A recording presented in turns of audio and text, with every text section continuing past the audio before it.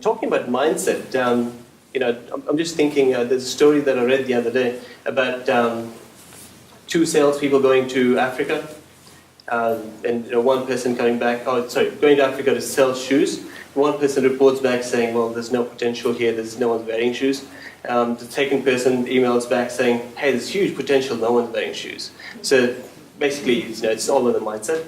So talking about mindset and staffing, and employees, can I get you to introduce yourself and address this case study?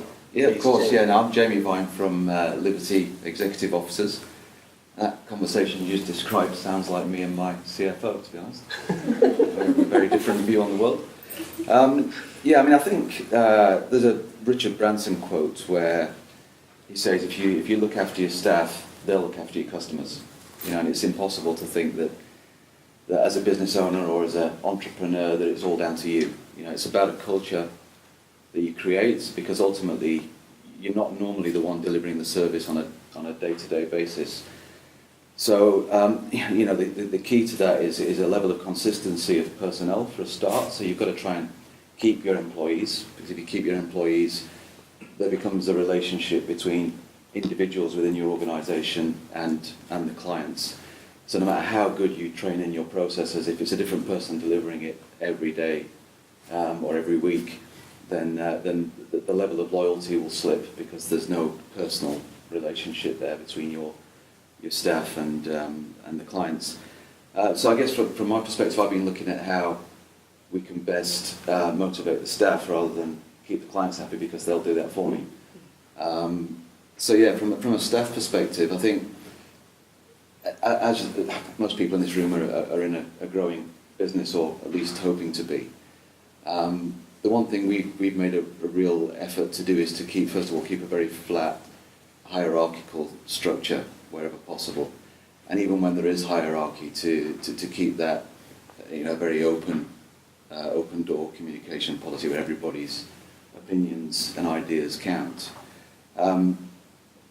That said, you then take that to the next level and actually involve the team, or I involve the team in helping to develop the company's strategy, because ultimately they see what's changing on the ground floor as well, because they're dealing with client requests on a daily basis, and they get to understand that the last 3 weeks 3 or 4 clients have been asking for this and we don't do this. Should we do this? So to involve them in the strategy all the way through, and not just think because you were good at that 10 years ago that you don't need to know anything new, because then you can learn a lot from your team. So to always keep that door open. Depending on the individuals, a lot of people we have in our team actually are craving responsibility. They want responsibility, and I think when you're a small business and you personally got your assets on the line, if it goes wrong, it can be difficult to let the reins go a little bit. But I've taken the view from a very early stage that I can't do everything and I can't be everywhere. And the phrase I use with my team, which was something that was said to me many years ago, is that I would rather you have to ask for forgiveness than permission. So make a decision. Don't make a stupid decision. If you get it wrong, we'll work out why it's wrong and we'll fix it. But if you believe it's the right thing to do, make a decision. What's the worst that can happen if your intentions were right?